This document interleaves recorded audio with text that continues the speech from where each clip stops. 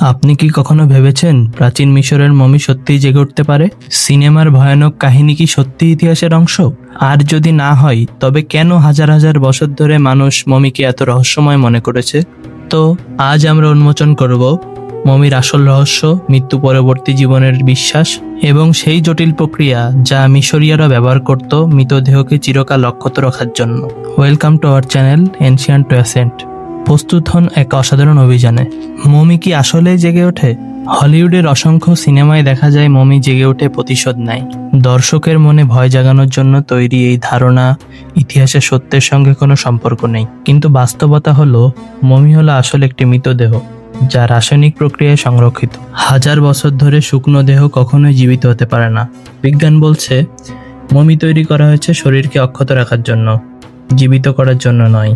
তবে একটা মজার তথ্য দেই, সারা বিশ্বে মিশরকে জনপ্রিয় করেছে এই মমির ভয় ও কৌতূহল। তো আসুন জেনে নেই কেন মমি তৈরি করা হতো। প্রাচীন মিশরীয়রা বিশ্বাস করত মৃত্যু হলো শেষ নয়, বরং পরবর্তী জীবনের শুরু। তাদের মতে আত্মার দুটি অংশ আছে, একটি হলো কা এবং অপরটি হলো বা। কা ছিল জীবনী শক্তি আর বা ছিল ব্যক্তিত্বের প্রতীক।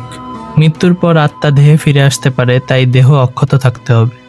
যদি পচে যায়, আত্মা চিরতরে হারিয়ে যাবে। তাই শুরু হয় পৃথিবীর সবচেয়ে উন্নত মৃতদেহ সংরক্ষণের প্রক্রিয়া, মমিফিকেশন। প্রাচীন মিশরীয়রা মৃতদেহকে সংরক্ষণ করত 70 দিনের একটি জটিল প্রক্রিয়ায়। প্রথম ধাপ ছিল দেহ পরিষ্কার করা। দেহ নদী থেকে আনা বিশুদ্ধ জলে ধুয়ে পরিষ্কার করা হতো। ধর্মীয় শুদ্ধির জন্য বিশেষ প্রার্থনা পড়া হতো। দ্বিতীয় ধাপ হলো অঙ্গ প্রত্যঙ্গ বের করা। দেহের ভেতরের সব অঙ্গ প্রত্যঙ্গ বের করে ফেলা হতো, শুধু কিডনি ও হৃদয় বাদে। কারণ তারা বিশ্বাস করত হৃদয় হলো আত্মার কেন্দ্র। মস্তিষ্ক বের করার জন্য নাক দিয়ে হুক ঢুকিয়ে ফেলে দেওয়া হতো। তৃতীয় ধাপ হলো দেহ শুকানো। দেহকে বিশেষ লবণ জাতীয় পদার্থ ন্যাট্রন দিয়ে ঢাকা হতো। 40 দিন ধরে এই প্রক্রিয়া চলতো, যাতে সমস্ত আর্দ্রতা বের হয়ে যায়। চতুর্থ ধাপে তেল ও রেজিন প্রয়োগ করা হতো। দেহ শুকানোর পর দেহে তেল, রেজিন ও সুগন্ধি লাগানো হতো। এর ফলে দেহ নরম ও টেকসই থাকতো। পঞ্চম ধাপে এসে দেহকে কাপড়ে মোড়ানো হতো। দেহকে সূক্ষ্ম লিলেন কাপড়ে মোড়ানো হতো। প্রতিটি স্তরে তাবিজ রাখা হতো, যাতে মৃত আত্মা নিরাপদে থাকে। আরও আশ্চর্যের বিষয়, কাপড়ের মধ্যে লেখা থাকতো জাদু মন্ত্র, যা আত্মাকে রক্ষা করবে। সর্বশেষ ধাপে এসে তারা দেহটিকে সমাধিতে স্থানান্তর করত। মমিকে রাখা হতো বিশেষ কফিনে, যার উপরে ফারাওয়ের মুখ আঁকা থাকতো। সমাধিতে রাখা থাকতো খাবার, অলংকার, অস্ত্র, এমনকি চাকরের মূর্তিও, যেন মৃত ব্যক্তি পরকালে আরামে থাকে। ফারাওদের সমাধি শুধু কবর ছিল না, ছিল এক রহস্যময় জগৎ। গোপন কক্ষ, ধাঁধার মতো করিডোর তৈরি করা হতো চোরদের ঠেকানোর জন্য। পিরামিডের গোপন পথ এখনো অনেকটা অজানা। তো আসলে মমির ভেতর কি ছিল? আসুন রহস্য উদ্ঘাটন করি। আধুনিক এক্স-রে স্ক্যান দেখিয়েছে মমির ভেতরে শুধু শরীর নয়, ছিল অসংখ্য তাবিজ। তাবিজগুলিতে লেখা ছিল শক্তিশালী মন্ত্র। কিছু মমির ভেতরে অস্ত্রের আঘাতের চিহ্ন পাওয়া গেছে, যা প্রমাণ করে হত্যা। এখন আমরা জানি কেন মমি তৈরি হলো এবং কিভাবে প্রাচীন মিশরীয়রা মৃত্যুর পরে জীবনে বিশ্বাস করত। কিন্তু দর্শক, এখানেই শেষ নয়, কারণ সামনে রয়েছে আরো ভয়ঙ্কর গল্প।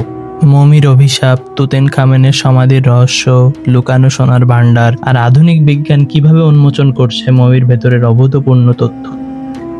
এবার আসছে ভয়ঙ্কর সত্য। মমি কি শুধু ইতিহাসের অংশ, নাকি তাদের সঙ্গে জড়িয়ে আছে প্রাণঘাতী অভিশাপ? তুতানখামেনের সমাধি কেন পুরো পৃথিবীকে কাঁপিয়ে দিয়েছিল? আর পিরামিডের অন্ধকার কক্ষে লুকিয়ে থাকা সম্পদের পেছনের রহস্য কি?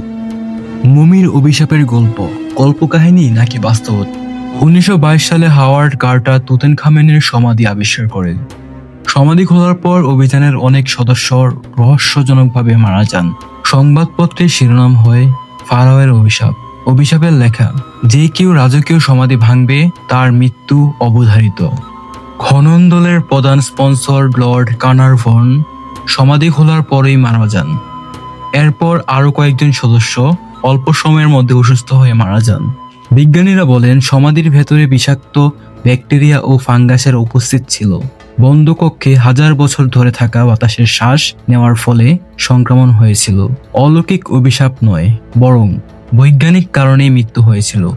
তুতেনখামেনের রহস্যময় মৃত্যু। মাত্র 19 বছর বয়সে মারা যান তুতেনখামেন। দীর্ঘদিন ধরে বলা হতো তাকে হত্যা করা হয়েছিল।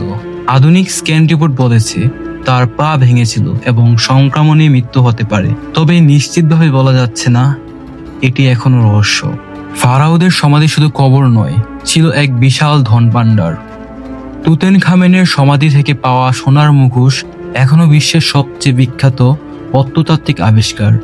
এছাড়াও পাওয়া গিয়েছে সোনার চেয়ার, রত্নখচিত গহনা, শিকারী ধনুক, জাদুমন্ত্র লেখা তাবিজ।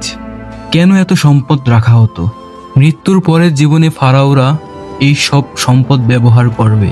এখন আসুন জেনে আসি মমি নিয়ে আধুনিক প্রযুক্তি কি বলে। এক্স রে ও সিটি স্ক্যান রিপোর্ট থেকে এসেছে মমির ভেতরে অস্ত্রের আঘাতের চিহ্ন পাওয়া গেছে। কিছু মমিতে হৃদরোগ ও ক্যান্সারের প্রমাণও পাওয়া গেছে।